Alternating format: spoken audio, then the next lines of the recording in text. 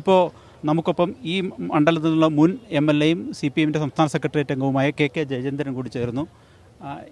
ഇപ്പോൾ വലിയ ആത്മവിശ്വാസത്തോടുകൂടി തന്നെയാണ് ഇടുക്കിയിലെ ജനങ്ങളുടെ മുമ്പാകെ ഇടതുമുന്നണി വരുന്നത്. കാരണം ഭൂപ്രശ്നം പരിഹരിച്ചു, 55,000-ഓളം പേർക്ക് പട്ടയം കൊടുത്തു, 2,000 കോടി രൂപയിലധികം റോഡ് വികസനത്തിന് മുടക്കി, മെഡിക്കൽ കോളേജ്, സ്കൂളുകൾ, വിദ്യാഭ്യാസ സ്ഥാപനങ്ങൾ, കോളേജുകൾ, അങ്ങനെ ഒരു പട്ടിക തന്നെ ഇപ്പോൾ പുറത്തു വരുന്നുണ്ട്. അപ്പോൾ എത്രമാത്രം ആത്മവിശ്വാസമുണ്ട്?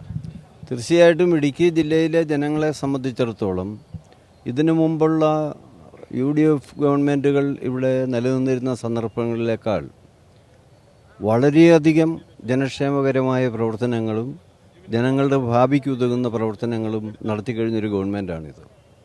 വളരെ സങ്കീർണമാണ് ഇവിടുത്തെ ഭൂപ്രശ്നങ്ങളെന്ന് പറയുന്നത്. വളരെ വലിയ നിലയിലുള്ള കുരുക്കുകൾ ഉദ്യോഗസ്ഥ വൃന്ദത്തിലൊരു വിഭാഗവും കപട പരിസ്ഥിതിവാദികളും എല്ലാം ചേർന്ന് ഇവിടെ സംഘടിപ്പിക്കുന്നുണ്ട്.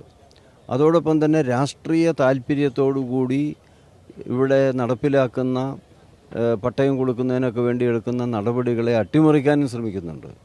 ഇതിനെയെല്ലാം അതിജീവിച്ചുകൊണ്ടാണ് ഏതാണ്ട് 55,000-ലധികം പട്ടയം ഇവിടെ ഇടുക്കി ജില്ലയിലെ ജനങ്ങൾക്ക് നൽകാൻ ഇടതുപക്ഷ ജനാധിപത്യ മുന്നണി കഴിഞ്ഞത്. അത് മുഖ്യമന്ത്രിയും റവന്യൂ മന്ത്രിയും ഇവിടുത്തെ മന്ത്രി റോഷിയേഷനുമെല്ലാം വളരെ നല്ല നിലയിലുള്ള ഇടപെടൽ നടത്തിയതിൻ്റെ ഭാഗമാണ്. ഇടതുപക്ഷ ജനാധിപത്യ മുന്നണിയും ഇവിടുത്തെ ജനങ്ങളെ സംരക്ഷിക്കുന്ന കാര്യത്തിൽ വളരെ മുൻകൈയെടുത്ത പ്രവർത്തനം നടത്തിയിട്ടുണ്ട്. മാത്രമല്ല, ഇടുക്കി ജില്ലയുടെ ചരിത്രം പരിശോധിച്ചാൽ UDFൻ്റെ ചരിത്രം കുടിയടക്കുകളുടെ ചരിത്രമാണ്.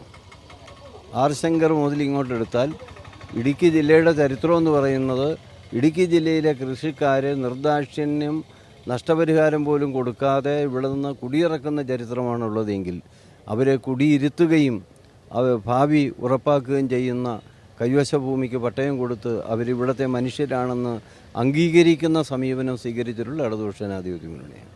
അതുതന്നെയാണ് ഏറ്റവും പ്രധാനപ്പെട്ട ഘടകം. ജില്ലയെ സംബന്ധിച്ചിടത്തോളം ഏറ്റവും വലിയ പ്രതിസന്ധി എന്ന് പറയുന്നത് ഭൂപ്രശ്നം തന്നെയായിരുന്നു. ആ ഭൂപ്രശ്നത്തിന് വലിയൊരളവിൽ പരിഹാരം കാണാൻ കഴിഞ്ഞു. ഭൂപതിവ് നിയമം പ്രാബല്യത്തിൽ വന്നു, ചട്ടം തയ്യാറായിക്കൊണ്ടിരിക്കുന്നു. അല്പകാലത്തിനകം തന്നെ ഉടനെ തന്നെ അത് പൂർത്തിയാകും. സംബന്ധിച്ച് നിർണായക പ്രഖ്യാപനങ്ങൾക്ക് ഒരുപക്ഷെ മുഖ്യമന്ത്രിയുടെ ഭാഗത്തു നിന്ന് ഇന്ന് ഇവിടെ ഉണ്ടാകും എന്ന് തന്നെയാണ് കരുതുന്നത്. ഏതായാലും എല്ലാ ഒരുക്കങ്ങളും ഇവിടെ പൂർത്തിയായിരിക്കുന്നു. ഇവിടെ രജിസ്ട്രേഷൻ കൗണ്ടർ പ്രവർത്തിക്കുന്നു. പ്രത്യേകം ക്ഷണിക്കപ്പെട്ട വിവിധ തുറകളിൽ നിന്നുള്ള സമൂഹത്തിൻ്റെ വിവിധ ഭാഗങ്ങളിൽ നിന്നുള്ള ആളുകളാണ് ഇന്നത്തെ ഈ മുഖ്യമന്ത്രിയുമായുള്ള മുഖാമുഖം പരിപാടിയിൽ പങ്കെടുക്കുന്നത്. അവർക്ക് തിരിച്ചറിയലും രേഖകളും ഒക്കെ വാങ്ങി എല്ലാവരും അകത്തേക്ക് കടത്തിവിടുന്ന ആണ്. മുഖ്യമന്ത്രി അല്പസമയത്തിനകം എത്തുകയും ചെയ്യും. അതുപോലെ തന്നെ പ്രധാനപ്പെട്ട മറ്റൊരു പരിപാടി ഇന്ന് വൈകിട്ടുള്ളത് LDF സംഘടിപ്പിക്കുന്ന ബഹുജന റാലിയാണ്. ഏതാണ്ട് 30,000-ഓളം പേർ പങ്കെടുക്കുന്ന ബഹുജന റാലി നെടുങ്കണ്ടത്തുണ്ടാകും. തുടർന്ന് നടക്കുന്ന പൊതുസമ്മേളനം മുഖ്യമന്ത്രി പിണറായി വിജയൻ ഉദ്ഘാടനം ചെയ്യും. മന്ത്രിമാർ ഉൾപ്പെടെയുള്ളവർ ആ പരിപാടിയിൽ പങ്കെടുക്കുകയും ചെയ്യുന്നുണ്ട്. അപ്പോൾ ഈ സർക്കാരിൻ്റെ 4ാം വാർഷികാഘോഷ പരിപാടികൾ 3 ജില്ലകൾ പൂർത്തിയാക്കി 4ാം ജില്ല ഇടുക്കിയിലേക്ക് കടക്കുമ്പോൾ വലിയ ആവേശത്തിലാണ് ഇടത് ക്യാമ്പും സർക്കാർ സംവിധാനങ്ങളും എന്ന് പറയാം.